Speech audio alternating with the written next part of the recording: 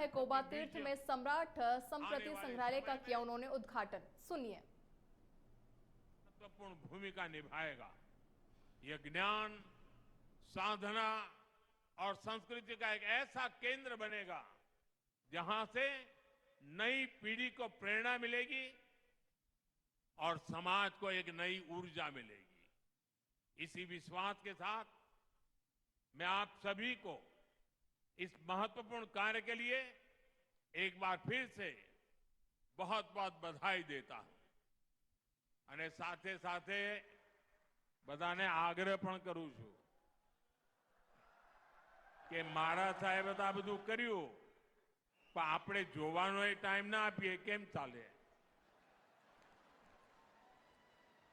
વધુમાં વધુ લોકો અહીં આવે અને જોઈને જતા રહેવું નહીં, જાણવાની કોશિશ કરે, સમજવાની કોશિશ કરે.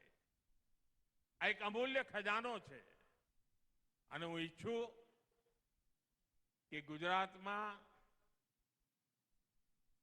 દરેક પીઢીના લોકો પરિવાર સાથે અહીં આવે, એને મન ભરીને જુએ, જ્ઞાન અને મહાન વિરાસતનું ગૌરવ કરે. અને મારે માટે આજે મહાવીર જયંતિ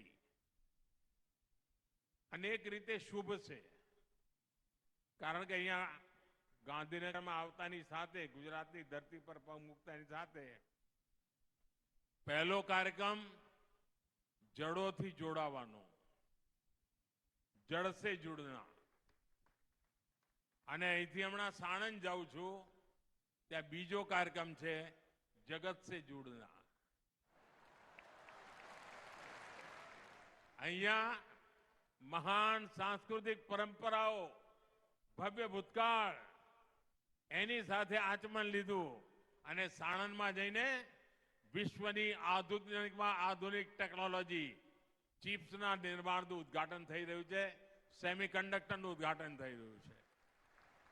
અહીં જડોથી જોડાવાનું, ત્યાંથી જગોને જોડવાનું અને આ બધું ગુજરાતની ધરતી પર થઈ રહ્યું છે, ભારતની ધરતી પર થઈ રહ્યું છે. આપ સૌને ખૂબ ખૂબ શુભકામનાઓ, ખૂબ ખૂબ ધન્યવાદ. જય जिनेन्द्र, जय जिनेन्द्र, जय जिनेन्द्र.